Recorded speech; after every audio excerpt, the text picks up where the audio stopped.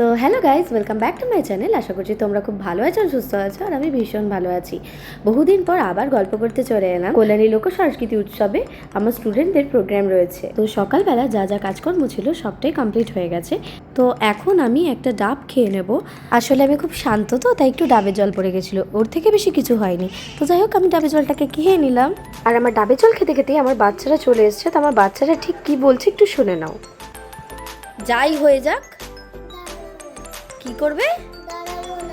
তো শুনতেই পারলে এদের কথা, এরা এটাই বলছে যে যাই হয়ে যাক, স্টেজে কিন্তু একদম দাঁড়ানো যাবে না, কনস্ট্যান্ট আমরা ডান্স করেই যাব। তারপরে বড়রা ঢুকে গেছে, বড়দের ড্রেসের কিছু কাজ ছিল। আমি সবসময় ওদেরকে এটাই বলি, যা করবে একসাথে করবে, এতে সবার সাথে সবার সম্পর্কটা ভীষণ ভালো থাকে এবং কাজটা খুব সুন্দরভাবে তাড়াতাড়ি হয়ে যায়। তো এদের সাথে থাকলে না কিছু সময় আমি একটু বাচ্চাই হয়ে যাই, কারণ সবসময় সিরিয়াসভাবে থাকাটা আমি প্রেফার করি না। কারণ আমি এটা মনে করি যে একটা টিচারের সাথে যখন একটা বাচ্চার ভালো সম্পর্ক থাকবে, তবেই সেই ক্লাসটা খুব মনোযোগ সহকারে এবং ভালোবেসে করবে।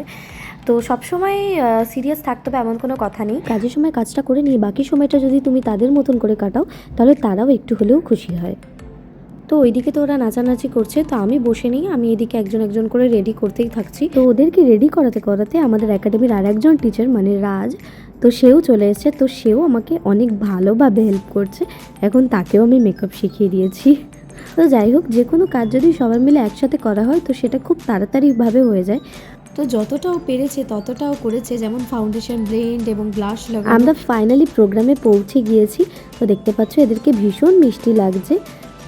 বাকিরা বাকিদের মতন রেডি হচ্ছে গ্রিন রুমে। তো এইটা হচ্ছে আর একটা ব্যাচ আমাদের বড়দের।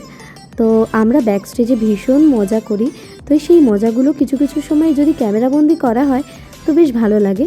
তো এই যে সেই একটা পুচকি, আমার মিষ্টি একটা স্টুডেন্ট, তো এরা দুজন এসেছে, দেখছো কত সুন্দরভাবে আবার ওকে করছে। আর এদের তো লাফাঝাপি কখনোই কমে না, সবসময় কিছু না কিছু করেই যাচ্ছে, আর নইলে লাফাচ্ছে, আর নইলে আমাকে বিরক্ত করছে। এদের সব থেকে বড় কাজই হচ্ছে আমাকে বিরক্ত করা।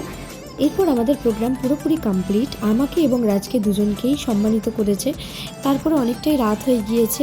এদেরকে দেখে বুঝতেই পারছো এরা প্রচণ্ড টায়ার্ড, তারপরেও তাদের মুখে কত সুন্দর হাসি, এটা দেখে বেশ ভালোই লাগে। আমার বাচ্চা বলে বলবো না, আমি সত্যি বলতে আমার বাচ্চাগুলোকে নিয়ে অত্যন্ত গর্ববোধ করি, কারণ ওরা ভীষণভাবে খাটে এবং এই খাটনির ফল নিশ্চয়ই ওরা একটা সময়ের পরে গিয়ে পাবে।